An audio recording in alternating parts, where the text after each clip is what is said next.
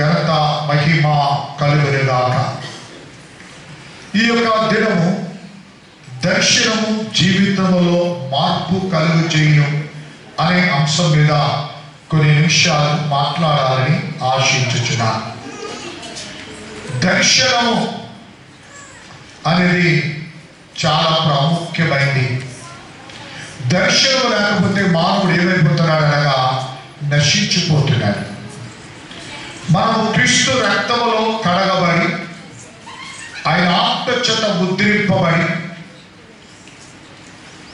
దేవుని బిడ్డలుగా తీర్చబడిన ప్రతి వారికి సర్వశక్తి గల దేవుడు దర్శనాన్ని ఇస్తున్నాడు. దర్శనము అంటే నీ జీవితంలో దేవుడు ఏ ప్రణాళిక కలిగి ఉన్నాడో ఆ ప్రణాళిక ప్రకారము నిన్ను నడిపించడానికి సర్వశక్తి గల దేవుడు నీతో మాటికి ఏం చేస్తున్నాడు అనగా మాట్లాడుతూనే ఉన్నాడు, నిన్ను దర్శిస్తూనే ఉన్నాడు. దర్శనము లేకపోవడం వలన నిరాశ కలుగుతుంది, వేదన కలుగుతుంది, దుఃఖము కలుగుతుంది. జీవితంలో ముందుకు ఏ విధంగా వెళ్ళాలో తెలియని పరిస్థితులు మానవ జీవితంలో సంభవిస్తున్నాయి. కనుక అనేక జీవితాల్లో పతనం అవడానికి కారణం, అనేకులు దేవుని యొక్క వాక్యాన్ని గ్రహించకపోవడానికి కారణం, అనేకులు సత్యాన్ని తెలుసుకోకపోవడానికి కారణం, అనేకులు సత్యములో నడవకపోవడానికి కారణం, ఈ లోకమైన కార్యాల్లో పరిగెత్తడానికి కారణం ఏంటనగా దేవుని యొక్క దర్శనము లేనందువలన. కనుక ఈ పునరుత్థాన పరిశ్రమలో ఇంత సంతోషకరమైన నలుగురు బిడ్డలకి పేరు నామకరణ చేసి సంతోషించుచున్న వేళలో ఈ యొక్క పునరుత్థాన పరిస్థితులు ఇంకనూ దర్శనము లేని వారుగా మీరున్నట్లయితే ఈ యొక్క పరిశ్రమలో మీరు ప్రార్థన చేయండి, దేవా నేను ఒక దర్శనము కలిగి నేను ఇక్కడ వెళ్ళడానికి నీ కృప నాకు దయచేయమని ఆ దైవచెంతలో మీరు ప్రార్థనతో ఉన్నట్లయితే తప్పగా మీరు ఇక్కడి వెళ్ళక మునిపే సర్వశక్తి గల దేవుడు మిమ్మల్ని దర్శిస్తాడు. దేవునికి స్తోత్రం. A person without vision he becoming slave of reality. నీ యొక్క జీవితంలో దర్శనము లేకపోవడం వలన సర్వశక్తి గల దేవుడు నీ జీవితంలో ఏమనుకుంటున్నాడో దాన్ని నువ్వు గ్రహించలేని ఒక దాసుడిగా, లేకపోతే ఒక పనివాడిగా, లేకపోతే ఒక బానిసిగా నువ్వేం చేస్తున్నావు అనగా తీర్చబడుతున్నావు. కనుక ఈ రాత్రి సభలో, ఈ పాల్సభలో పరిశుద్ధాత్మ దేవుడు నీ ఎడల నా ఎడల ఆశించేది మన బానిసలుగా ఉండడానికి కాదు, మనం ఒక్కొక్కరు ఏమి ఉండాలనగా స్వతంత్రులుగా ఉండాలి. స్వతంత్రం అంటే మళ్ళీ చాలా జాగ్రత్తగా, స్వతంత్రం అంటే మనకి ఇష్టానుసారంగా జీవించడానికి కాదు. ఈ లోక మన పాప బంధకాల నుండి, ఈ లోక ఆచారాల నుండి, ఈ లోక కార్యాల నుండి, ఈ లోకమైన ఆ కార్యాల నుండి మనం ఏం చేయబోతున్నామనగా వేరుపరచబడి పిరికివారుగా కాక ధైర్యవంతులుగా సంతోషముగా జీవించేవారుగా దేవుడు మన నడిపించాలని దేవుడు మన ఎడల ఆయన ఆశించుచున్నాడు. ఈ దినాల్లో మానవుడు ఎందుకు ఈ ఆచారాల గురించి పరిగెత్తుతున్నాడు అంటే, వాడు ఎందుకు ఈ యొక్క దేవుని వాక్యానుసారం కార్యములు చేయడానికి కారణం ఏంటంటే వారు భవిష్యత్తు గురించి వారికి ఏముంది అనగా ఒక భయం. వారు బానిసలై ఉన్నారు, ఈ లోకానికి బానిసలై ఉన్నారు, ఈ లోక ఆచారాలకి బానిసలై ఉన్నారు, ఈ లోక కార్యాలకి వారు ఏమై ఉన్నారనగా బానిసలైపోయి ఉన్నారు. అందువలన వారు ఇది చేయకపోతే ఏమవుతుంది, ఇది చేయకపోతే ఏమవుతుంది, అలాగే వెళ్ళకపోతే ఏమవుతుంది అని భయపడడానికి కారణం ఏంటంటే ఈ లోకానికి నువ్వేమైపోయావనగా బానిస అయిపోయావు. కానీ ఈ యొక్క పునరుత్థాన పరిశ్రమలో నా సర్వశక్తి గల దేవుడు నిన్ను దర్శించగలిగినట్లయితే, దేవుడు తన వాక్యం ద్వారా, తన మాటల ద్వారా నీవు గ్రహించుచున్న ఆ వాక్యములు నువ్వు గ్రహించి నీ హృదయములో దాన్ని స్వీకరించగలిగినట్లయితే, ఆ మాట ప్రకారం నువ్వు నడవడానికి ఇష్టపడగలిగినట్లయితే, మొట్టమొదటిగా నీవేమవుతున్నావనగా ఈ లోకమైన భయాల నుండి ఏం చేస్తావనగా నువ్వు విడుదల పొందుతావు. అప్పుడు నీ జీవితానికి ఏమవుతుందనగా ఆశీర్వాదకరముగా దీవెనకరంగా తీర్చబడుతుంది. నువ్వెందుకు దీవింపబడకపోవడానికి కారణం, నీ కష్టార్జితాన్ని అనుభవించకపోవడానికి కారణం, నీ జీవితంలో నెమ్మది లేకపోవడానికి కారణం, నీలో భయాన్ని కలిగించడానికి కారణం, నీలో దుఃఖం కలగడానికి కారణం, నీకు అయోమయం అయిపోవడానికి కారణం, నీ జీవితంలో నిరాశ చెందడానికి కారణము దేవుని యొక్క దర్శనము లేనందువలన నీవేమైపోతున్నావు అనగా నిరాశ చెందుతున్నావు. ఈ పునరుత్థాన సమయంలో దేవుని బిడ్డలారా, దేవుని దర్శనము లేకపోతే, దేవుని యొక్క స్వరాన్ని నువ్వు వినకపోతే, దేవుని యొక్క చిత్తమును నువ్వు గ్రహించకపోతే, దేవుని యొక్క ఆలోచన నువ్వు తెలుసుకోకపోతే, సత్యమైన వాక్కును నువ్వు గ్రహించకపోతే, సత్యమైన మాటలు నువ్వు తెలుసుకోకపోతే, నీ జీవితంలో నువ్వెన్ని కార్యములు చేసినప్పటికీ, ఎన్ని మొక్కుబడులు చేసినప్పటికీ, ఎన్ని ఆచారాలు చేసినప్పటికీ నీ జీవితంలో భయం అనేది పోదు. ఆ భయము నేనేం చేస్తుందనగా దినదినము నేను తిని నీ జీవితాన్ని నాశనానికి, వేదనకి గురి చేసి నువ్వు పతనమైపోతావు. కనుక నువ్వు పతనమైపోవడం నా దేవుని చిత్తము కాదు. ఎందుకంటే ఆయన సర్వశక్తి గల దేవుడు. 2021 సంవత్సరం క్రితము ఆయన లోకానికి ఎందుకు వచ్చాడనగా, నీవు నేను పతనమైపోతున్న ఆ స్థితి నుండి నన్ను ఏం చేయాలనగా సజీవులుగా చేయాలని, విడుదల చేయాలని, ఆ బంధకము నుండి, ఆ బానిసత్వము నుండి మన విడుదల చేయాలని యేసుప్రభువారు లోకానికి వచ్చాడు. అయ్యలారా, అమ్మలారా, యేసుప్రభువారు ఆయన ఒక దేవుడని చెప్పుకున్నానుకో, ఒక మతస్థుడు కాదు, ఆయన కులస్థుడు కాదు, ఒక ప్రజానికి దేవుడు కాదు. ఆ సర్వశక్తి గల దేవుడు సర్వలోక మానవుల పాప పరిహాత్తముగా మనము పాపమైన బానిసత్తులో ఉండి మనకి ఏ విధమైన స్వేచ్ఛ లేక మనం నలిగిపోతూ పతనమైపోతూ నిరాశ చేత అనేకమైన భయము అనేక జీవితాల్లో అండి, కుటుంబాల్లో కృగిపోవడానికి కారణము, కుటుంబాలు నశించిపోవడానికి కారణం, వారి ఆర్థిక పరిస్థితులు నశించిపోవడానికి కారణం, వారి జీవితాలు కృగిపోవడానికి కారణం ఏంటనగా భయం. ఏ భయమో? ఈ లోక సంబంధమైన అపవాది 2 భయాలు ఉన్నాయి. ఒకటి దేవుని సంబంధమైన భయము, ఇంకొకటి అపవాది సంబంధమైన భయం. దేవుని సంబంధమైన భయము నిన్ను ధైర్యపరుస్తుంది, నిన్ను బలపరుస్తుంది, నిన్ను ఆశీర్వదిస్తుంది, నిన్ను దీవిస్తుంది, నిన్ను ఉన్నతమైన స్థానంలోనికి నిన్ను నడిపిస్తుంది. కానీ అపవాది యొక్క భయము నిన్ను దినదినము నిన్ను కృంగజేస్తుంది. అనుమానము, భయము, ఆందోళన చేసి నువ్వు ఎదగకుండా, నువ్వు ముందుకు వెళ్ళకుండా నీ జీవితాన్ని ఏం చేస్తుంది అనగా, నీవెంత కష్టపడినా, నీవెంత ప్రయాసపడినా నీవు అనుభవించకపోవడానికి కారణం ఏంటనగా అపవాది యొక్క బంధకములు ఏమైపోయానగా బంధింపబడ్డావు. అయ్యలారా, అమలారా, ఈ పునరుత్థాన పరిశ్రమలో నా మాట వింటున్న ప్రతి ఒక్కొక్కరు కూడా గ్రహించవలసింది, నీవు దేవుని యొక్క దర్శనము కలిగి ఉన్నట్లయితే సర్వశక్తి గల దేవుడు మొట్టమొదటిగా నీకేమిస్తాడనగా విశ్వాసాన్ని ఇస్తాడు. విశ్వాసం అండి. దాని గురించి మాట్లాడాలంటే, విశ్వాసాన్ని గురించి మాట్లాడాలంటే ఈ దినమంతా విశ్వాసం గురించి మాట్లాడితే మాటలు అయిపోతాయి. నా సబ్జెక్టు ముందుకు వెళ్ళలేను. విశ్వాసము లేకుండా ఎవరు దేవుని ఏం చేయాలనగా ప్రీతి పరచలేరు. అయ్యలారా, అమ్మలారా, యేసు ప్రభువునందు విశ్వాసం ఉండాలని. ఎప్పుడు విశ్వాసం కలుగుతుందనగా నీవు దేవుని దర్శనం పొందినప్పుడు, దేవుని స్వరాన్ని విన్నప్పుడు, దేవుని వాక్యాన్ని గ్రహించినప్పుడు, వాక్యముని హృదయంలో హత్తుకున్నప్పుడు, ఈ వాక్యమును నీవు నమ్మినప్పుడు నీలో ఏమవుతుందనగా స్థిరమైన విశ్వాసమును కలిగి నువ్వు జీవిస్తావు. ఈ యొక్క దర్శనమును ఏం చేస్తుందనగా ప్రోత్సాహపరుస్తుంది. ఈ దర్శనం ఏం చేస్తుందండి? నిన్ను ప్రోత్సాహపరుస్తుంది, నిన్ను కృంగజేయదు. ఈ లోకము నిన్ను కృంగజేస్తుంది, అపవాది నిన్ను కృంగజేస్తాడు. దేవుని దర్శనం పొందగలిగినట్లయితే ఏ పరిస్థితుల్లో ఉన్నప్పటికీ, ఏ కృంగిపోయిన పరిస్థితుల్లో ఉన్నప్పటికీ, వేదన కలిగిన పరిస్థితుల్లో ఉన్నప్పటికీ దేవుని యొక్క దర్శనం ఏం చేస్తుంది అనగా ప్రోత్సాహపరుస్తూ ఉంటుంది.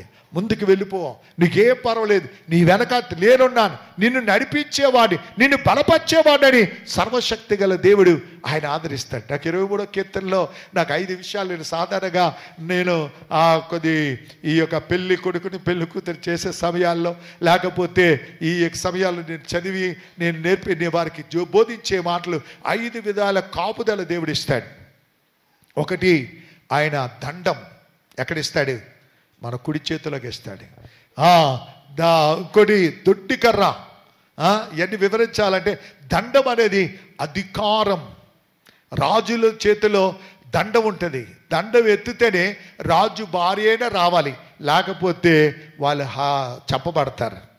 అయితే అంత పవర్ఫుల్ అధికారం గల దండము ఈ దేవుడు మనకేమి ఇచ్చాడనగా మన కుడి హస్తాల్లో ఇచ్చాడు. ఈ యొక్క దొడ్డి కర్ర ఎందుకంటే దొంగలు కొట్టడానికి, కుక్కలు కొట్టడానికి ఈ దొడ్డి కర్ర. ఎందుకంటే మీరు ఇప్పుడు ఉందో లేదు కానీ మేము చిన్నప్పుడు మా మంచాల దగ్గర ఎప్పుడు కూడా ఒక కర్ర రెడీగా ఉంటుంది. ఎందుకంటే కుక్కలు కొట్టడానికో దొంగలు కొట్టడానికో దేనికో కర్ర ఎప్పుడు కూడా మా దగ్గర ఉండేది. కనుక ఎప్పుడు ఇంట్లో 4-5 కర్రలు దాచి ఉంచుతారు. ఎందుకంటే ఎప్పుడు అవసరం వస్తే దాన్ని ఏం చేయడానగా వాడడానికి. దొడ్డి కర్ర ఎందుకనగా సాతాన్ని కొట్టడానికి అధికారపు కర్ర మనకిచ్చాడు. ప్రతి అపవాది శక్తులను మనం ఏం చేయదనగా జయించడానికి దేవుడు మనకేమిచ్చాడనగా అధికారం ఇచ్చాడు. చాలామంది ఈ అధికారం లేనందువలన వారు భయపడిపోతున్నారు. కానీ సర్వశక్తి గల దేవుడు ఈ పునరుత్థాన సమయంలో నా మాట వింటున్న నా సహోదరి, నా సర్వశక్తి గల దేవుడు నీకు నాకు ఎందుకు దర్శనమిస్తున్నాడంటే, అమ్మా అయ్యా నువ్వు భయపడవద్దు, నీ కుడి పక్క నేనేముంచాననగా దండాన్ని ఉంచాను, అధికారం నా అధికారాన్ని నీకిచ్చాను. అందువల్ల అపవాది మీ దగ్గరికి వచ్చినప్పుడు వాణ్ణి ఏం చేయమన్నాడు? భయపడుడి అన్నాడా? ఏమన్నాడు? వాణ్ణి ఎదిరించండి, అప్పుడు వాడు మీ వద్ద నుండి ఏం చేస్తాడు? ఎదిరించి అధికారాన్ని ఎవడిచ్చాడనగా సర్వశక్తి గల దేవుడు మనకి ఇచ్చాడు.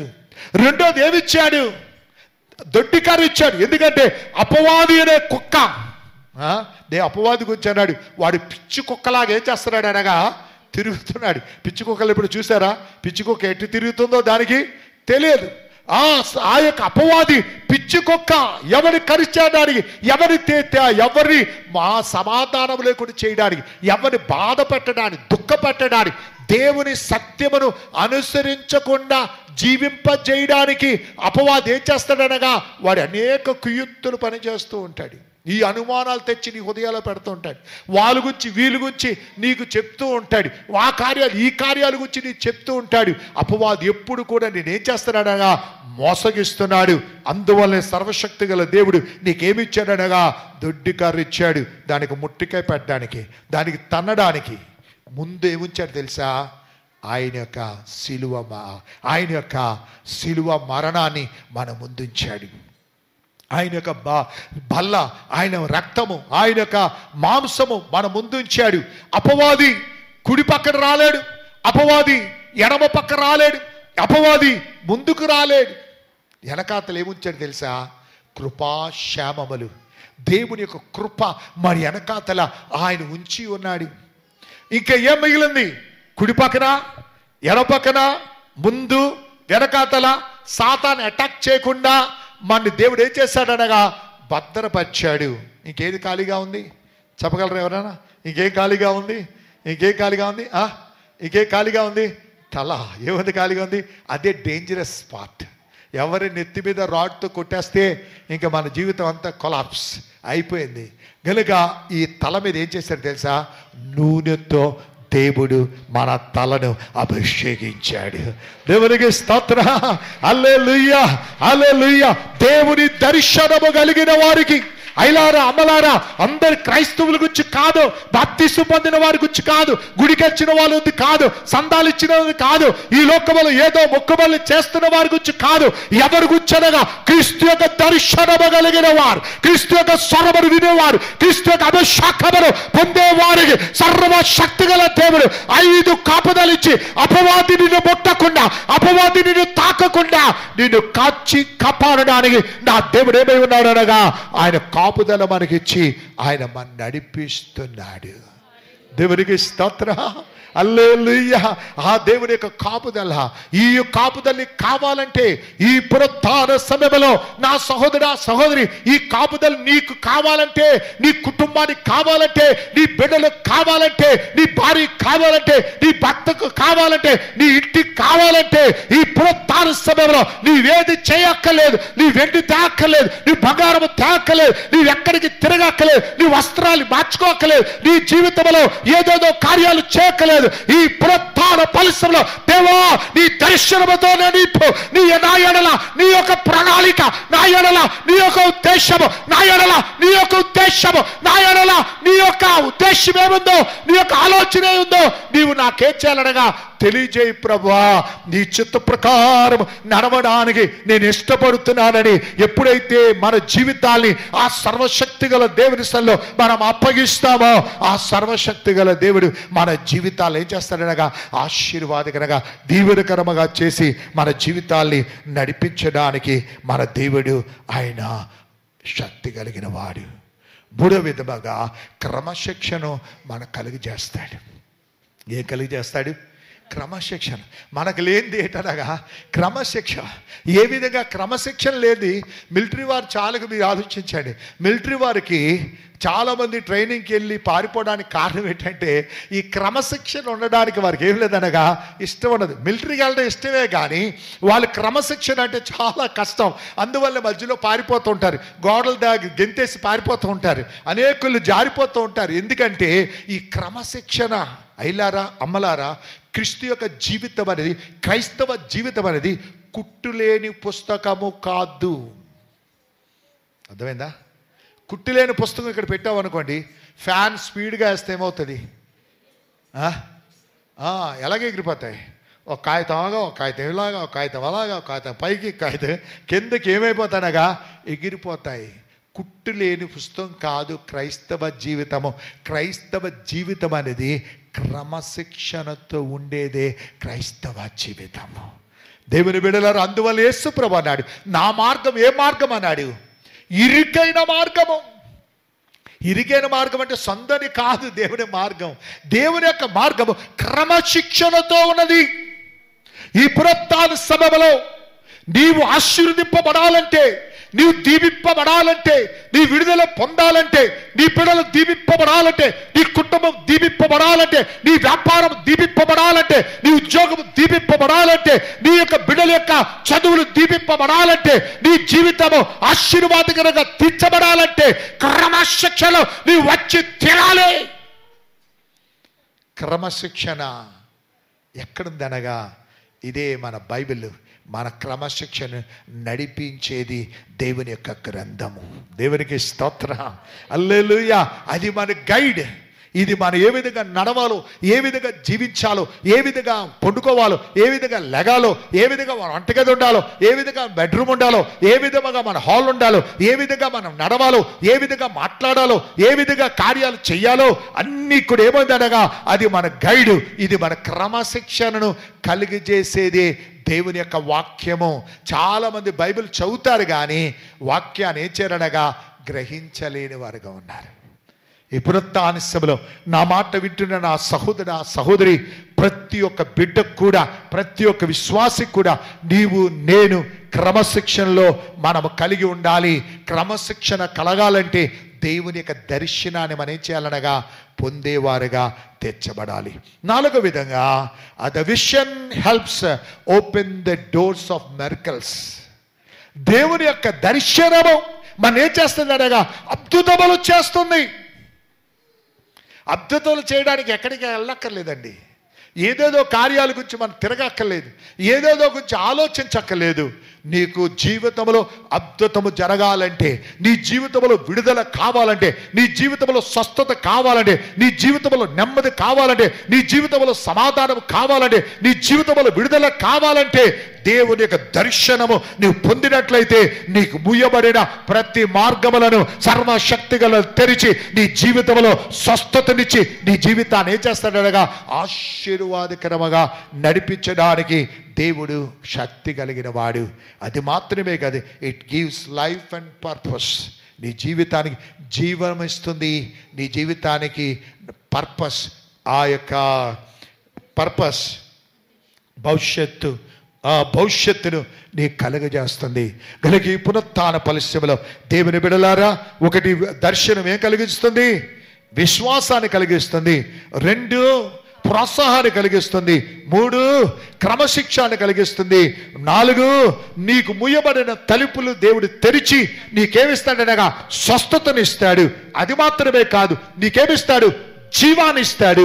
నీకేమిస్తాడనగా భవిష్యత్, నీ జీవితం యొక్క ప్రణాళిక, నీ దేవిషిక ఈ యొక్క ఆశీర్వాదాల్ని సర్వశక్తి గల దేవుడు నీకిచ్చి నడిపించడానికి దేవుడిని ఎడల ఆయన ఆశించుచున్నాడు. యోసేపు జీవితంలో దేవుడు డైరెక్ట్గా వాడు ఏం చేయలేదనగా, ఇదిగో నీకు ఇది ఇచ్చేస్తాను, అది ఇచ్చేస్తానని, నీకు ఈ విధంగా మార్చేస్తానని దేవుడు చెప్పలేదు. సర్వశక్తి గల దేవుడు ఆయనకు కళనిచ్చాడు. ఏమిచ్చాడు? కళనిచ్చాడు. ఆ కళ తన యొక్క జీవితంలో తాను గ్రహించలేకపోయినప్పటికీ ఆ సర్వశక్తి గల దేవుడు ఆ కళను, తాను చూసిన కళను నెరవేర్చడానికి పరిశుద్ధాత్మ దేవుడు ఏం చేశాడనగా అనేక మెట్లు గుండా వాడిని ఏం చేశాడనగా తీసుకుని వెళ్ళాడు. అయిలారా అమలారా, సర్వశక్తి గల దేవుడు నీ కళ ఇచ్చినప్పుడు, నీకు దర్శనం ఇచ్చినప్పుడు, నీవేదో కష్టాలు ముందుకెచ్చినప్పుడు, నీకేదో వ్యాధులు ముందుకెచ్చినప్పుడు, దుఃఖాలు వచ్చినప్పుడు నువ్వు నిరాశ చెందక్కలేదు. ఆయన ఆ మార్గముల గుండా నిన్ను తీసుకొని ఏం చేయాలనగా, ఆయన నీకు ఇచ్చిన దర్శనమును, నీకు ఇచ్చిన కళను ఆయన ఏం చేస్తాడనగా నెరవేర్చేవాడు. అన్నయ్యలు అన్నారు, ఎన్ని ప్రసంగించే సమయం లేదు. అన్నయ్యలు అన్నారు, అయ్యా కళలు చూస్తున్నవాడు వచ్చాడు రా, వీడి పని ఏం చేద్దాం, ఇదనం కంప్లీట్ చేద్దాం, వాడు చూసిన కళలన్నీ ఏమవుతాయో చూద్దామన్నారు. ఏం చేయగలిగారా? సర్వశక్తిగల దేవుడు దర్శనమిస్తే, దేవుడే కళ ఇచ్చినట్లయితే అది లోకములో ఏ మానవుడు కూడా ఏం చేయలేడనగా దాన్ని తారుమారు చెయ్యలేడు. నా సర్వశక్తి గల దేవుడు నీ ఎడల ఆయనకు ఒక ఉద్దేశం ఉన్నట్లయితే, ఆయన నిన్ను దర్శించినట్లయితే, ఆయన నీతో మాట్లాడినట్లయితే, ఆయన కళల ద్వారా ఆయన్ని దర్శించినట్లయితే ఆ కళను ఆయన తప్పగా ఏం చేస్తాడనగా నెరవేర్చి తీరడానికి ఆయన శక్తి కలిగిన వాడు. కళలు చూచిన వాడు గోతులో తోయబడ్డాడు. కళలు చూసిన వాడు పొతిఫర్ యొక్క ఈ ఐగుప్తుల యొక్క వ్యాపారస్తులకు అమ్మబడ్డాడు. కళ చూసిన వాడు పొతిఫర్కి అమ్మబడ్డాడు. కళ చూసిన వాడు చెరసాల్లో వేయబడ్డాడు. మనమైతే ఏమైపోతాం? నిరాశ చెంది ఇదే కళ చూసామండి, ఇదే దర్శనం చూసామండి, ఇదేటండి మన జీవితాల్లో, ఇవన్నీ మనకి మన ఒట్టిదే దర్శనాలు చూసాం అనుకుంటాం. కానీ దేవుని వాక్యాన్ని గ్రహించినట్లయితే యోసేపు ఇన్ని పరిస్థితుల్లో వెళ్ళినప్పటికీ దేవుని మాత్రమే చేయలేదనగా అనుమానించలేదు. దేవుని తిరిగి ప్రశ్న అడిగినట్లు దేవుని గ్రంథములో మనం చూడలేదు. ఆయన దేవుని అందు ఏమై ఉన్నాడనగా భయభక్తి కలిగిన వాడిగా ఉన్నాడు గనక ఆ సర్వశక్తి గల దేవుడు ఐగుప్తు దేశం అంతటి మీద యువరాజుగా తన్నే చేశాడనగా చేసి తీరాడు. దేవునికి స్తోత్రం, హల్లెలూయా. అబ్రహాము యొక్క జీవితంలో ఏది కూడా, తన జీవితంలో ఏ ఆస్కారము కూడా, ఒక విగ్రహారాధికుడు ఒక విగ్రహములను తయారు చేసి అమ్ముతున్న వ్యక్తి దేవుని యొక్క దర్శనానికి, దేవుని యొక్క ఆ యొక్క మాటకి, దేవుని యొక్క పిలుపుకి తాను ఏం చేశాడనగా లోబడ్డాడు. దాన్ని బట్టి అబ్రహాము చూడండి, ఆదికాండము 12వ అధ్యాయం 7వ వచనాన్ని ఒకసారి చదువు త్వరగా. ఆదికాండము 12వ అధ్యాయం 7వ వచనం. యెహోవా అబ్రహామునకు ప్రత్యక్షమై నీ సంతానమునకు ఈ దేశమును ఏది కూడా కనబడలేని సమయంలో, ఎక్కడికి వెళ్ళాలో తెలియలేని సమయంలో నీవు నీ దేశాన్ని, నీ యొక్క కుటుంబాన్ని, నీ బంధువుల్ని విడిచి నేను చూపించబోవు దేశానికి వెళ్ళమన్న ఆ సర్వశక్తి గల దేవుడు తన్ను చూడలేని దాన్ని ఏ సర్వశక్తి గల దేవుడు తన దర్శనము ద్వారా దానికి ఏం చేశాడనగా ఆయనకి తెలియజేశాడు. ఆ దర్శనము ద్వారా తనకి తెలియజేసిన ఆ మాటలను సర్వశక్తి గల దేవుడు అక్షరాలుగా తన జీవితంలో ఏం చేశాడనగా నెరవేర్చాడు. దేవుడు శాశ్వతముగా ఇస్తానన్నాడు. ఇంకా అనేక విషయాలు ఉన్నాయి చెప్పాలంటే. ఆ యొక్క అబ్రహాము వృద్ధాప్యములో కూడా, ఒక సంతానం లేని సమయంలో కూడా సర్వశక్తి గల దేవుడు బయటికి తీసుకుని వచ్చాడు. అరే నక్షత్రాలు లెక్కట్రా అన్నాడు. ఈ నక్షత్రాలంతా నీకేం చేస్తానగా సంతానం ఇస్తాడు. అరే ఇసుక లెక్కట్రా అన్నాడు. ఇసుక లెక్కట్టగలరు ఎవరైనా? ఇసుక లెక్కట అంటాడు. ఇంత సంతానం నాకు ఇస్తానన్నాడు.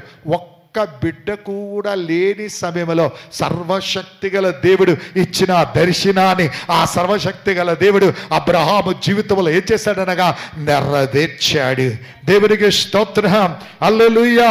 యాకోబుని 35వ అధ్యాయం, ఆదికాండం 35వ అధ్యాయం 9వ వచనం, Genesis chapter 35 verse 9. యాకోబు పద్దనారాము నుండి వచ్చుచుండగా దేవుడు తిరిగి అతనికి ప్రత్యక్షమై అతన్ని ఆశీర్వదించెను. మామగారి దగ్గర నుండి తిరిగి వచ్చాడు. ఇవన్నీ ఇంటికి వెళ్ళి చదువుకోండి. 35వ అధ్యాయం అంతా చదివినట్లయితే మీకు అర్థమవుతుంది. మామగారి ఇంటి తిరిగి వచ్చాడు. కానీ తిరిగి అన్నయ్య దగ్గర నుండి పారిపోతున్న సమయంలో దేవుడు దర్శించిన ఆ దర్శనాన్ని తాను దీపింపబడిన తర్వాత మర్చిపోయాడు. దేవుడు మళ్ళా తిరిగి తనేం చేస్తున్నాడు అనగా జ్ఞాపకం చేస్తున్నాడు. నీవు తిరిగి నీవేది సమర్పించుకున్నావో, ఏది చేస్తానన్నావో దాన్ని చెయ్యి. నువ్వు చేసినట్లయితే నేనేం చేస్తాననగా నిన్ను మళ్ళా తిరిగి ఏం చేస్తానన్నాడు? ఆశీర్వదిస్తానన్నాడు. దేవుని యొక్క వాగ్దానం. నిర్గమకాండం 3వ అధ్యాయం 16వ వచనంలో మనం చూసినట్లయితే, Exodus chapter 3 verse 16. నీవు వెళ్ళి ఇశ్రాయేలు పెద్దలను పోగు చేసి మీ పితరుల దేవుడైన యెహోవా అనగా అబ్రహాము ఇస్సాకు యాకోబుల దేవునికి నాకు ప్రత్యక్షమై ఇట్లనెను, నేను మిమ్మలను ఐగుప్తులో మీకు సంభవించిన దానిని నిశ్చయముగా చూచితిని. అంటే అబ్రహాముకు నేను ఇచ్చిన దర్శనము, ఇస్సాకుకు నేను ఇచ్చిన దర్శనము, యాకోబుకి ఇచ్చిన దర్శనమును బట్టి నేను మీరు పడుతున్న కష్టముల ఎడల నా కన్ను దృష్టి ఏం చేశాననగా ఉంచి ఉన్నాను.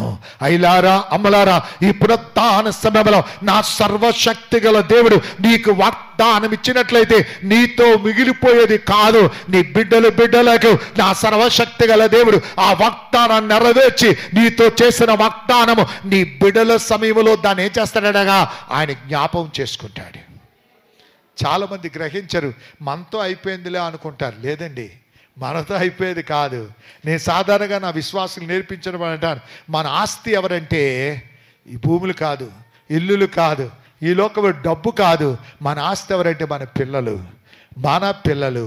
మనము దేవుని సన్నిధిలో భయభక్తి కలిగి దేవుని దర్శనము కలిగిన వారుగా మనం తెచ్చబడినట్లయితే మన పిల్లలను మనకిచ్చిన ఆ వాగ్దాన ఆ యొక్క దర్శనమును సర్వశక్తి గల దేవుడు జ్ఞాపకం చేసుకొని వారి కష్ట సమయంలో, వారి వేదన సమయంలో, వారి దుఃఖ సమయంలో ఆ సర్వశక్తి గల దేవుడు అంటున్నాడు, ఆయన అంటున్నాడు, నేను వారి కష్టములను నేనేం చేశాననగా వారికి ఐగుప్తులో వారికి సంభవించుచున్న దానిని నిశ్చయముగా నేనేం చేశాననగా చూచుచున్నాను.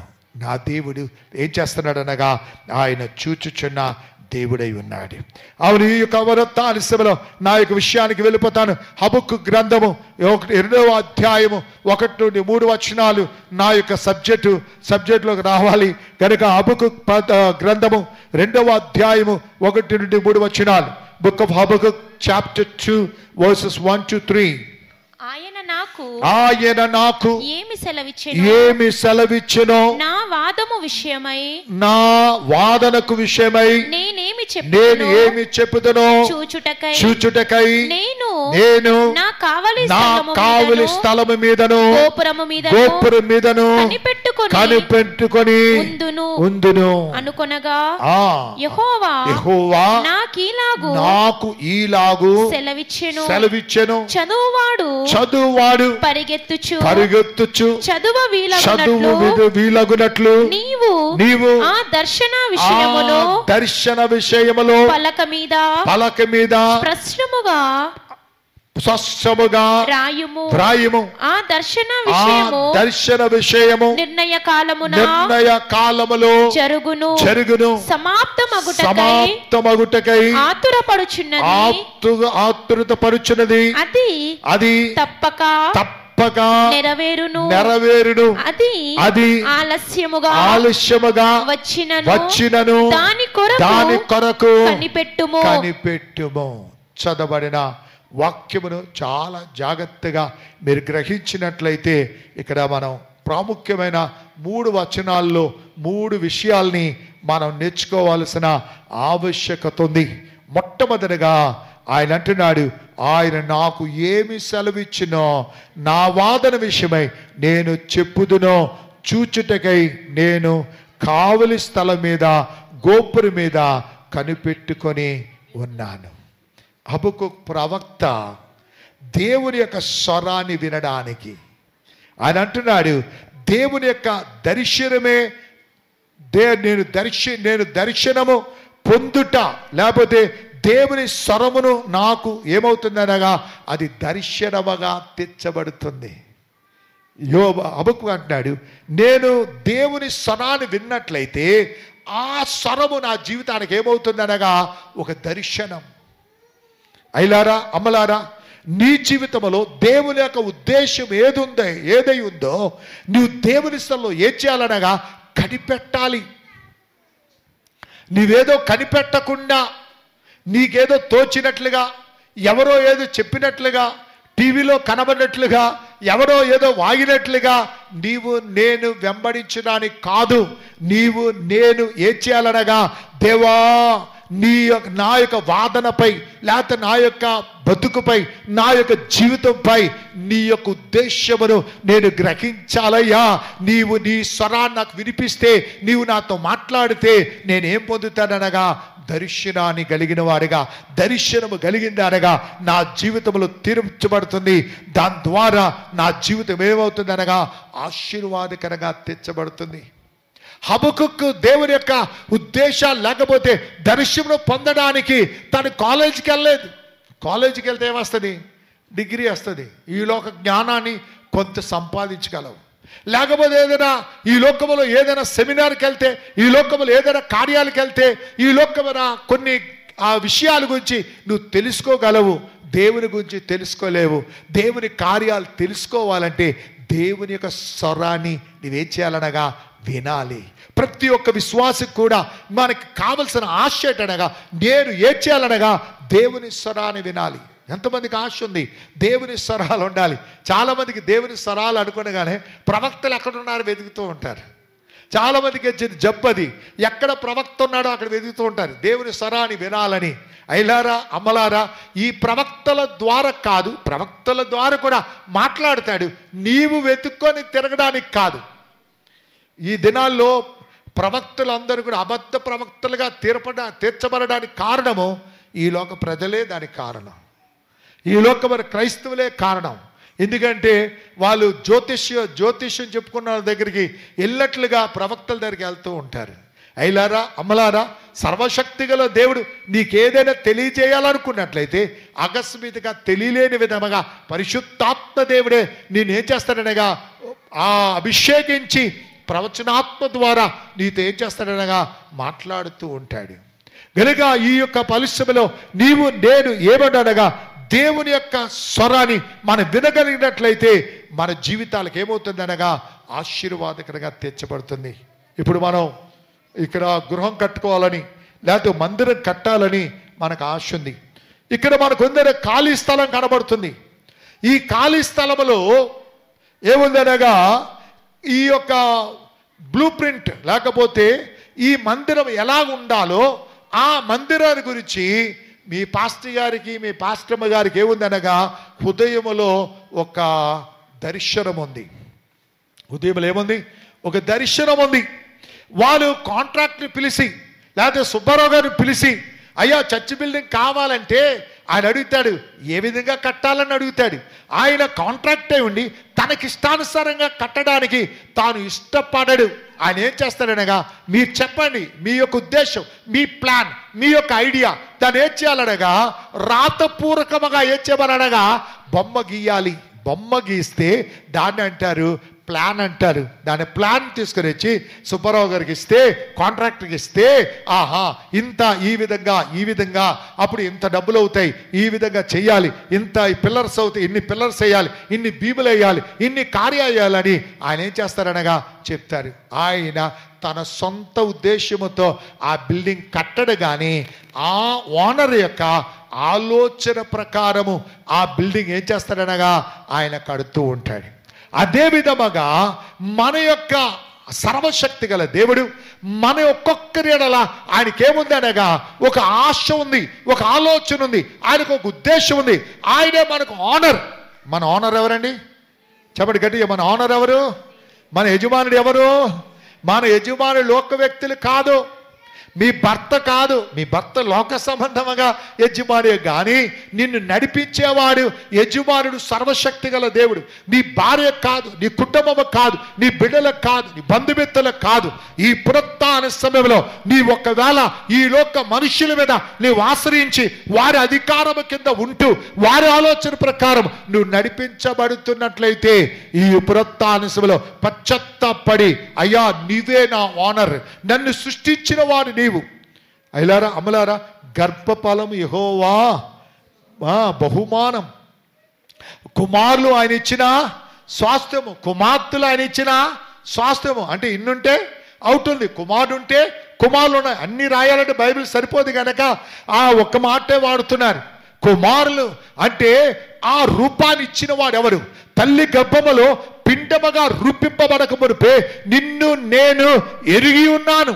తల్లి గర్భములో పిండముగా రూపింపబడక మునిపే ఆయన ఆ పిండములో ఆ రూపము తయారైనప్పుడు బయటికి తీసుకుని వచ్చినప్పుడు నిన్ను ఆయన ప్రతిష్ఠించి ఉన్నాడు. తర్వాత ఆయన ఏం చేశాడనగా నియమించాడు. అది ఇర్మియా గ్రంథం 1వ అధ్యాయంలో ఉంది. సర్వశక్తి గల దేవుడు ఇర్మియాతో మాట్లాడుతున్నాడు.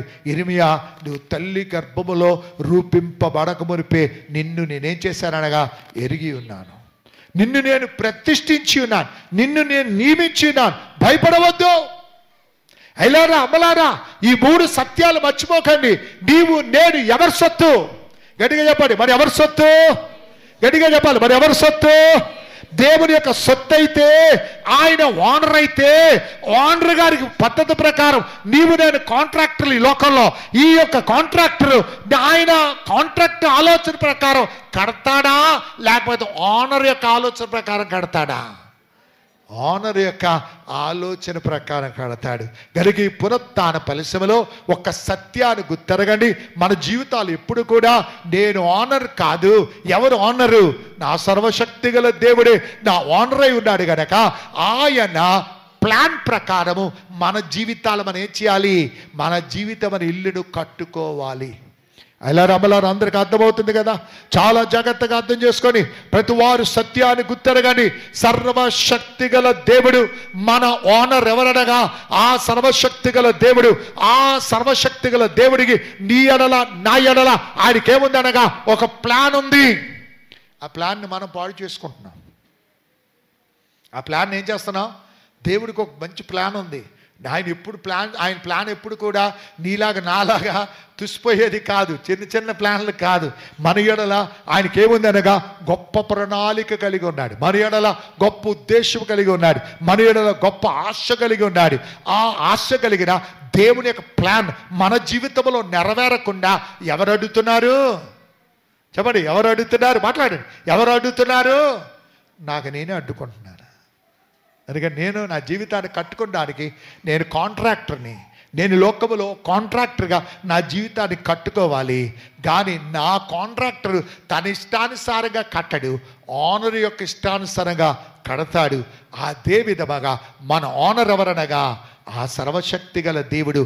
ఆ సర్వశక్తి గల దేవుని యొక్క చిత్త ప్రకారము మన జీవితాలు కట్టడానికి ఆ దైవత్సంలో మన జీవితాలు ఏం చేయాలనగా సమర్పించుకోవాలి. ఒకటో వచనం మాట్లాడుతున్నాను కనుక ఇవన్నీ కూడా మీకు క్లియర్గా చెప్పడానికి టైం లేదు కనుక నేను పరిగెత్తుతున్నాను. కనుక ఒక సత్యాన్ని గుర్తెరగండి, మన జీవితంలో మన ఉద్దేశ ప్రకారము మన బిడ్డల్ని మనం కట్టడానికి కాదు, మన ఇల్లు మన చిత్త ప్రకారం ఏది చేయడానికి కాదు, మనం ఒకే ఒక తీర్మానం చేయాలి. ఆ హబక్కుకు ఏ విధంగా దేవుని సన్నిధిలో తను కనిపెడుతున్నాడు, దేవుని సన్నిధిలో తను ప్రార్థిస్తున్నాడు, దేవుని యొక్క ఉద్దేశాన్ని గురించి తను ఆలోచిస్తున్నాడు. ఆ విధంగా మనం ఒక్కొక్కరు కూడా మన జీవితంలో మనకి తోచిన విధంగా మనకు ఆలోచన ప్రకారం మనం పరిగెత్తడానికి కాదు, సర్వశక్తి గల దేవుని యొక్క దేవా నీవే నా ఆనర్ గనక నీ యొక్క ప్లాన్ ప్రకారం నీ యొక్క ఉద్దేశ ప్రకారం నా జీవితాన్ని కట్టండి, నా జీవితాన్ని నడిపించండి. మోషే అబ్రహాము దేవుని యొక్క ప్రణాళిక ఒప్పుకున్నాడు గనక దేవుడు ప్రపంచానికి తండ్రిగా ఏం చేస్తాడనగా అబ్రహాము నియమించాడు. ఆ యొక్క యోసేపు తండ్రి యొక్క చిత్తానికి లోబడ్డాడు గనక ఐగుప్తు రాజ్యమునకు యువరాజుగా తెచ్చబడ్డాడు. ఇక భక్తుల యొక్క జీవితము ప్రతి వారికి కూడా ఎవరైతే దేవుని మాటకు లోబడ్డారో, దేవుని మాట ప్రకారము వారు జీవించడానికి వారు కట్టుకోవడానికి ఇష్టపడ్డారో వారి జీవితంలో ఏం చేయబడ్డాడగా ఆశీర్వదింపబడ్డాయి. ఈ రాత్రి ఈ పాలసీలో నా మాట వింటున్న నా సహోదర సహోదరి, నీ యొక్క ఉద్దేశ ప్రకారం నా ఉద్దేశ ప్రకారం నా ఆలోచన ప్రకారం నీ ఆలోచన ప్రకారం కాదు మన జీవితాలు కట్టుకోవలసింది. నీవు నేను దేవా నీవే నా ఓనర్వి, నీవే నా నాయకుడివి, నీవే నా అధిపతివి, నీవే నా తండ్రివి, నీవే నా రక్షకుడివి, నీవే నా విమోచకుడివి. నా ఉద్దేశ ప్రకారం నేను కానీ నా కుటుంబం కానీ కట్టబడకూడదయ్యా, నీ చిత్త ప్రకారమే నా జీవితంలో కట్టబడాలని నీవు దేవుడితో ఆశించినట్లయితే ఇరుకైన స్థలములో, బాధకరమైన స్థలములో, దుఃఖకరమైన స్థలములో, కన్నీటితో ఉన్న స్థలములో, దుఃఖముతో ఉన్న స్థలములో నా సర్వశక్తి గల దేవుడు నిన్ను పైకి లేవనెత్తి ఆయన నడిపించడానికి నా సర్వశక్తి గల దేవుడు ఆయన శక్తివంతుడై ఉన్నాడు. దేవునికి స్తోత్రం, హల్లెలూయా హల్లెలూయా. ఆ సర్వశక్తి గల దేవుని యొక్క చిత్త ప్రకారం మన కట్టబడడానికి మన హృదయాల్ని దేవునిలో సమర్పించుకుందాం. చూడండి, నిర్గమకాండం 24వ అధ్యాయం 3వ వచనం ఏమంటున్నాడు? మోషే వచ్చి యెహోవా మాటలన్నిటినీ విధులన్నిటినీ ప్రజలకు వివరించి చెప్పాను. Exodus chapter 24 verse 3. ప్రజలందరూ యెహోవా చెప్పిన మాటలన్నిటి ప్రకారము చేసేదమని ఏక మనస్సుతో ఏక శబ్దముతో ఉత్తరమిచ్చాను. ఈ పునరుత్థాన సమయంలో పరిశుద్ధాత్మ దేవునితో మాట్లాడుచుండగా, పరిశుద్ధాత్మ దేవుని దర్శించుచుండగా నీ ఒక తీర్మానం చేయాలి. ఏమి తీర్మానం చేయాలి? ఆయన ఏమి చెప్తున్నాడు, యెహోవా ఏం చెప్తున్నాడు, సర్వశక్తి గల దేవుడు చెప్తున్నాడు, ఆ ప్రకారము చేయడానికి మనము సిద్ధపడగలిగినట్లయితే మన జీవితాలు ఏమవుతానగా ఆశీర్వాదకరముగా దీవెనకరముగా మన జీవితాలు తెచ్చబడతాయి. How can we hear our God's voice? మన దేవుని యొక్క స్వరాన్ని ఏ విధంగా వినగలము అనే 3 విషయాల్ని మేము ముందుంచి నేను త్వరగా ముందుకు వెళ్ళిపోతాను. ఒకటి, ఫిల్ విత్ గాడ్స్ వర్డ్. నీ హృదయము దేవుని వాక్యము చేత ఏం చేయబడాలగా నింపబడాలి. అయ్యా అమ్మా, దేవుని వాక్యము చేత నీ హృదయము నింపబడాలి. దేంతో నింపబడాలి? ఈ లోకమైనా మనుషుని యొక్క మాటలతో, ఆచారాలతో, ఈ లోకమైన పద్ధతులతో చాలామంది హృదయాలు దేనితోనగా దేవుని వాక్యంతో కాదు నింపబడింది. ఈ లోకమైన మానవుడు చెప్తున్న మాటలు, తల్లిదండ్రులు చెప్పినవి, బంధుమిత్రులు చెప్పినవి, కుటుంబస్తులు చెప్పినవి, కులస్తులు చెప్పిన మాటలే మన హృదయాలు నింపబడ్డాయి. అందువల్లనే దేవుని స్వరాన్ని మనం ఏం చేయట్లేదు, వింటలేదు. అయ్యారా అమ్మలారా, నీవు దేవుని స్వరాన్ని వింటున్నావు అనుకుంటున్నావు. దేవుని స్వరాన్ని వింటే నీ జీవితంలో ఏ కలగాలి? మార్పు కలగాలి. దేవుని స్వరం వింటే నీ జీవితంలో దుఃఖం పోవాలి. దేవుని స్వరం వింటే నీ బంధకాలు పోవాలి. దేవుని స్వరం వింటే నీ జీవితంలో వ్యత్యాసం కలగాలి. నీ దేవుని స్వరాన్ని వింటే నీ బతుకు మార్పు చెందాలి. ఇంకా నీ బతుకు మార్పు చెందలేదంటే, నీ జీవితంలో వేదన పోలేదంటే, దుఃఖము ఇంకా నీ జీవితంలో పోలేదంటే దానికి కారణమేమనగా నువ్వు దేవుని స్వరాన్ని ఇంకా ఏం చేయలేదనగా వినలేదు. దేవుని స్వరాన్ని వినాలంటే నీ హృదయమంతా దేవుని వాక్యము చేత ఏం చేయాలనగా నింపబడాలి.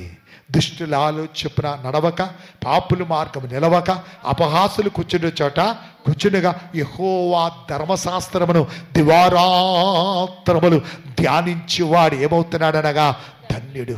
అల్లారా అమ్మలారా, దేవుని వాక్యము చదవాలి, దేవుని వాక్యాన్ని వినాలి, దేవుని వాక్యాన్ని కంటదబెట్టాలి, దేవుని వాక్యాన్ని దివారాత్రము లేచేయాలనగా ధ్యానించేవారుగా తెచ్చబడాలి. ప్రతి సమయంలో ప్రతి గడిలో దేవుని వాక్యం మీదే నీవు నేను ఆధారపడాలి. అందువల్లే వాక్యం బోధించక మునుపు బైబిల్ ఎత్తి ఎందుకు చెప్తున్నాను, దేవా ఈ వాక్యం నీ వాక్యము నీవే మాట్లాడాలి, నీవే మమ్మల్ని దర్శించాలి. ఎందుకంటే దేవుని యొక్క వాక్యమే మన ఏం చేస్తుంది అనగా మన దర్శిస్తుంది. మనం ఇక్కడ దేవునితో వెళ్ళాలంటే దేవుడే మనతో ఏం చేయాలనగా మాట్లాడాలి. ఈ పునరుత్థాన సమయంలో దేవుని స్వరాన్ని వినాలని ఆశించిన వారు ఒకేది నీ హృదయమంతా ఏమవ్వాలి, దేవుని వాక్యముతో నింపబడాలి. బూతులతో కాదు, అబద్ధాలతో కాదు, ఈ లోకమైన సినిమాలతో కాదు, ఈ లోకమైన సీరియల్తో కాదు, ఈ లోకమైన ఆచారాలతో కాదు, ఈ లోకమైన కార్యాలతో కాదు. నీ హృదయం నిండాలి. ఏమి నిండాలి? దేవుని వాక్యముతో నీ హృదయం ఏం చేయబడాలి? నింపబడాలి. రెండో విధముగా కమ్ నియర్ టు హిమ్, దేవునికి సమీపులుగా మీరేం చేయాలి? తెచ్చబడాలి. మీరు దేవునికి దూరముగా ఉండకూడదు. దేవునికి ఎప్పుడు దూరం అవుతామంటే ఆయనకి ఇష్టం లేని కార్యాలు చేసినప్పుడు ఆయన దూరం అవుతాం. ఈ లోక స్నేహం కూడా అంతే కదా. ఓకే, అక్క చెల్లెలు అంతే కదా, అంతే కదా. అక్క చెల్లి దగ్గర కూర్చున్నారు కదా, అక్క చెల్లిలాగా ఉంటారు. ఆ యొక్క అక్కకి ఇష్టం లేని చెల్లి చేసినట్లయితే ఆ చెల్లికి ఏం కలుగుతుంది? కోపం వస్తుంది. చెల్లికి అక్క చేసింది చెల్లికి ఇష్టం కాకపోతే ఆ చెల్లికి ఏం కలుగుతుంది? కోపం వస్తుంది. ఈ లోకమైన మానవులు మనమే మనకి ఇష్టం లేని ఎవరైనా చేస్తే, అక్కైనా, సొంత అన్నైనా, సొంత తమ్ముడైనా, సొంత భార్య అయినా, సొంత భర్త అయినా మనకి ఇష్టం లేని కార్యాలు చేసినట్లయితే నీవెంత వేదన చెందుతుంటావు, ఎంత గొడవ చేస్తూ ఉంటావు, ఎన్ని వేదనలు పడుతూ ఉంటావు, ఎన్ని దుఃఖాలు పడుతూ ఉంటావు. సత్యాన్ని గుర్తెరగండి. ఈ పునరుత్థాన సమయంలో నువ్వు దేవునికి సమీపుడిగా తెచ్చబడాలంటే ఈ సత్యవాక్యమునకు విరోధముగా నువ్వేం చేయకూడదనగా నీ జీవితం నడపకూడదు. నీవు నడిపినట్లయితే నువ్వు దేవునికి ఏమైపోతున్నావు అనగా దూరం అయిపోతున్నావు. నువ్వు అనుకుంటున్నావు సమీపం అనుకుంటున్నావు. నో నో నో, నువ్వు దూరంగా అంటే ఎప్పుడు కూడా ఒక అల్పకాల తాత్కాలికమైన ఆశీర్వాదం గురించి కాదు మనం ఆశించవలసింది. తాత్కాలికమైన ఒక విడుదల గురించి కాదు మనం ఆశించవలసింది. తాత్కాలికమైన ఒక సంతోషాన్ని గురించి కాదు ఆలోచించవలసింది. మన నిత్యము దేవునితో కూడా మనం ఏం చేయాలనగా వసించేవారుగా తెచ్చబడాలంటే దేవునికి మనం ఏమై ఉండాలి? సమీపులుగా తెచ్చబడాలి. సమయమైపోతుంది కనుక ముందుకు వెళ్ళిపోతాను. Lower the noise, we can hear the voice of God. మన యొక్క శబ్దాన్ని మనం తగ్గించుకున్నట్లయితే దేవుని యొక్క స్వరాన్ని వింటాం. మిషన్ సౌండ్ కాదు, బట్టల గ్రైండర్ సౌండ్ కాదు, లేకపోతే ఈ లోకములో ఏదో బోర్వెల్ సౌండ్ కాదు. ఆ సౌండ్లు కాదు తగ్గించుకుందాం. ఏ సౌండ్లు తగ్గించుకోవాలనగా నీ హృదయములో నా సౌండ్. ఏ సౌండ్? హృదయంలో కలవరం అనే సౌండ్, వేదన అనే సౌండ్, బూతులనే సౌండ్, నిందలనే సౌండ్. నీ లోకములు అనేకమైన సౌండ్లు మన జీవితాలు ఏమవుతున్నాయి? మోగుతున్నాయి. నువ్వు దేవుని స్వరాన్ని వినాలంటే ఈ సౌండ్లన్నిటిని ఏం చేయాలనగా నువ్వు తగ్గించుకోవాలి. అన్నిటినీ తీసివేసి దేవుని స్వరాన్ని వినడానికి నీ హృదయం ఏమవ్వాలనగా సిద్ధపాటు కలిగి ఉండాలి. అయిలారా అమలారా, సర్వశక్తి గల దేవుడు తన దేవదూతలతో మాట్లాడతాడు, దర్శనముల ద్వారా మాట్లాడతాడు, చిన్న స్వరముతో దేవుడు మాట్లాడతాడు, కళల ద్వారా దేవుడు మాట్లాడతాడు, ప్రవక్తల ద్వారా దేవుడు మాట్లాడతాడు, మరి మన పరిస్థితులు బట్టి దేవుడు మాట్లాడతాడు, ఈ యొక్క కాల పరిస్థితులు బట్టి దేవుడు మనతో మాట్లాడుతూ ఉంటాడు.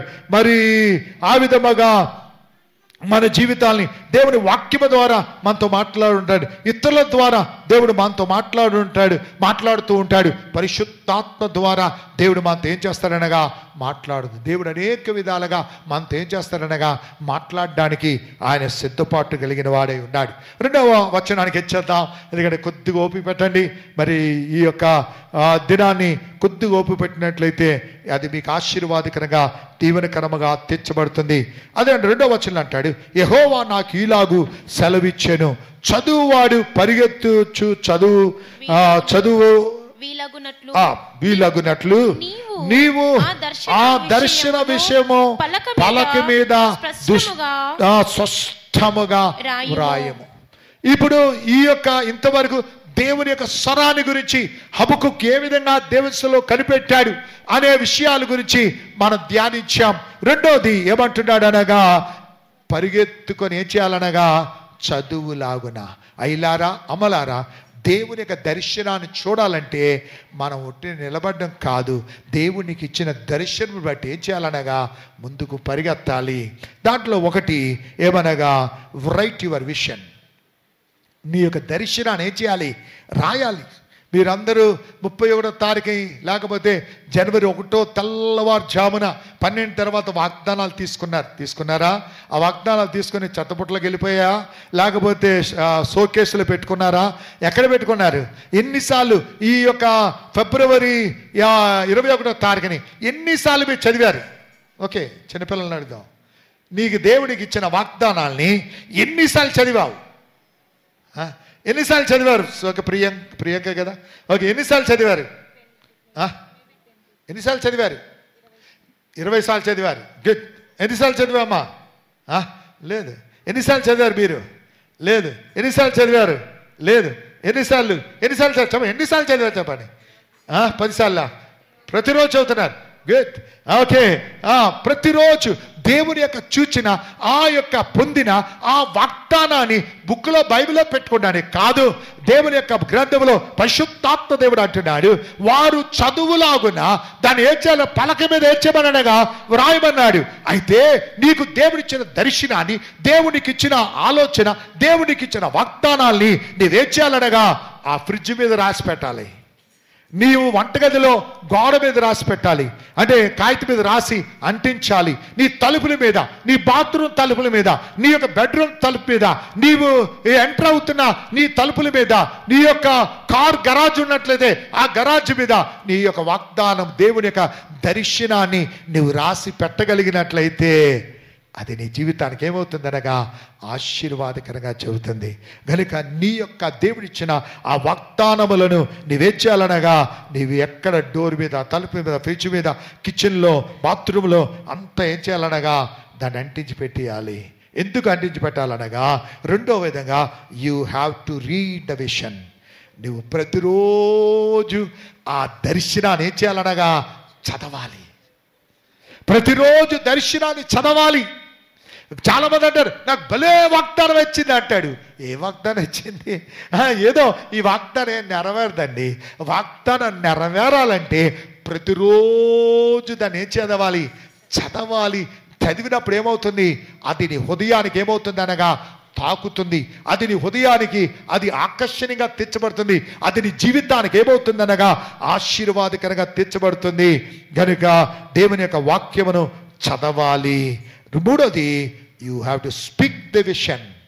మూడోది ఏం చేయాలనగా ఆ వాగ్దానం గురించి నువ్వు మాట్లాడాలి.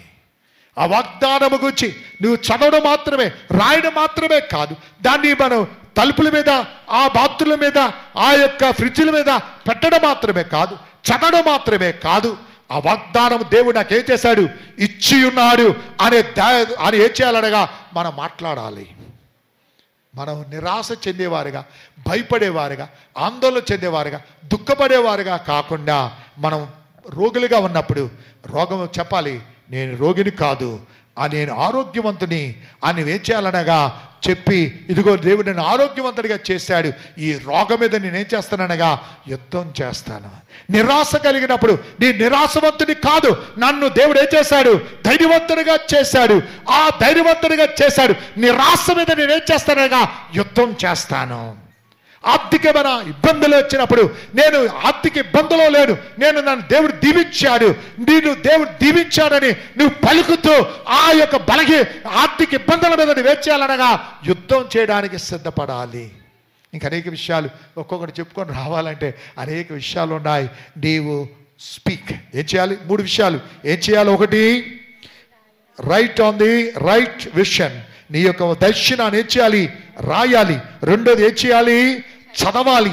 మూడోది ఏం చేయాలి? యు ఆర్ స్పీక్, నువ్వు మాట్లాడాలి, నువ్వు చెప్పాలి. చెప్పినప్పుడు అది నీకేమవుతుందనగా ఆశీర్వాదకరంగా చెప్తుంది.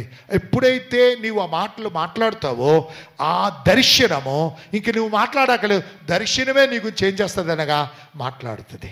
నీ జీవితంలో సర్వశక్తి గల దేవుడు తన దర్శనాన్ని జీవితంలో ఏం చేస్తాడనగా నెరవేర్చినప్పుడు ఇంక నువ్వు దర్శనానికి చెప్పక్కర్లేదు, నీ జీవితంలో దర్శనం ఏం చేస్తుందనగా చెప్తుంది. మనం ఇల్లు కట్టాము, ఇల్లు కట్టిన తర్వాత ఇది ఇల్లండి, ఇది ఇల్లండి, ఇది ఇల్లండి అని చెప్తారా? ఎందుకు చెప్పరు? నీవు ప్లాన్లో ఉన్నప్పుడు ఈ ఇల్లు ఉండాలని చెప్తావు, ఇల్లు కట్టినప్పుడు ఇది ఇల్లు అని చెప్తావు, ఇది ప్లాన్ అని చెప్తావు. ఒక్కసారి ఇల్లు పూర్తయిపోయిన తర్వాత ఇంక నువ్వే చేయక్కర్లేదనగా అది ఇల్లు అని చెప్పక్కర్లేదు, ఇల్లే చెప్తుంది. ఏమనగా ఆయమ హౌస్ అనేది ఏం చేస్తుంది అనగా అదే పలుకుతుంది. నేను ఇల్లై ఉన్నానని నీవు చెప్పక్కర్లేదు, ఆ ఇల్లే చెప్తుంది. నీ యొక్క దర్శనము నెరవేరింది గనక ఇంక నీవు దర్శనం గురించి మాట్లాడక్కర్లేదు, ఆ దర్శనమే నీకు చేస్తుంది అనగా మాట్లాడుతుందనే సత్యాన్ని ఈ పునరుత్థాన సమయంలో మీరందరూ ఏం చేయాలనగా గ్రహించువారుగా తీర్చబడాలి. ఓకే, మూడో విధంగా 3వ వచనంలో అంటాడు. ఓకే, ఈ దాంట్లోనే బి చదువువాడు పరిగెత్తుచు ఏం చేయాలనగా చదవాలి. పరిగెత్తినట్లుగా పరిగెత్తి చదువు వీలగునట్లుగా నువ్వేం చేయాలనగా దాన్ని రాయాలి. అయిలారా అమలారా, దర్శనం అనేది దర్శనము చూసుకొని ఉండడానికి కాదు, నీవు దర్శనము తట్టు నువ్వు నడవడానికి ప్రారంభించినట్లయితే ఆ దర్శనము నీ తట్టు ఏం చేస్తుంది అనగా నడుస్తుంది. ఓకే, నా మాట అర్థమైందా అందరికీ? లేకపోతే ఇంకా ఎగ్జాంపుల్ చెప్తాను సరే అని. ఒకసారి ఇప్పుడు ఈ దర్శనం ఇది దర్శనం మనం దర్శనం చూసిన వాళ్ళు మనం గనుక ఈ దర్శనం చూస్తున్న నేను ఆ దర్శనాన్ని చూస్తున్నాను. ఆ దర్శనాన్ని చూసి ఇంట్లో కూర్చున్నానికి కాదు, దర్శనం చూశానని చెప్పుకున్నానికి కాదు, దర్శనం చూశానని గొప్పలు చెప్పుకున్నానుకో డప్పాలు కొట్టుకున్నానికి కాదు. ఆ దర్శనం చూసిన వాడిని ఆ దర్శనం పక్కకి ఏం చేయాలనగా నడవడం మొదలు పెట్టాలి. అప్పుడు దర్శనం ఏం చేస్తుంది అనగా నడవడం మొదలు పెడుతుంది. అంతవరకు అర్థమవుతుంది కదా? ఈ యొక్క దర్శనము చూస్తున్నప్పుడు ఆ దర్శనాన్ని చూచున్నానికి కాదు, ఆ దర్శనం దగ్గరికి ఏం చేయాలనగా నడిచినప్పుడు ఆ దర్శనం ఏం చేస్తుంది అనగా నా ముందుకు నడుచుకొని వస్తుంది. ఆ విధంగా నేను నడిచినప్పుడు ఆ దర్శనం ఇంకా ముందుకు వస్తుంది. ఆ విధంగా నేను నడిచినప్పుడు ఆ దర్శనం ముందుకు వస్తుంది. ఒక దినం ఏమవుతామనగా ఈ దర్శనము నా జీవితంలో ఏమైపోతుంది అనగా అది ఏకముగా తీర్చబడుతుంది. ఏకముగా తీర్చబడినప్పుడు ఆ దర్శనము ద్వారా మన జీవితాలు ఏమవుతాయనగా ఆశీర్వాదములు దీవెనలు మనం పొంది తీరుతాం. మూడోది త్వరగా చెప్పేస్తాను, కొద్దిగా ఓపిక పెట్టండి, సమయం అయిపోతుంది, ముగించేస్తాను. మూడోది దర్శన విషయము నిర్ణయ కాలమున జరుగును, తప్పగా జరుగును. ఈ పునరుత్థాన సమయంలో సర్వశక్తి గల దేవుడు దర్శనమిచ్చినట్లయితే, నా సర్వశక్తి గల దేవుడు దర్శనమిచ్చినట్లయితే ఆ దర్శనము తప్పగా జరుగును. ఆ దర్శనము ఆలస్యమైనప్పటికీ నువ్వు భయపడవద్దు. అది నీ ఆలోచనలో అది ఆలస్యమే కానీ నా దేవుని దృష్టిలో అది ఆలస్యము కాదు. నా దేవునికి ఒక సమయం ఉంది. నా దేవుని యొక్క సమయంలో తప్పగా ప్రతి దర్శనం ఏం చేస్తాడనగా ఆయన నెరవేర్చి తీర్చిదిద్ది నడిపించడానికి నా దేవుడు ఏమై ఉన్నాడు అనగా ఆయన శక్తివంతుడై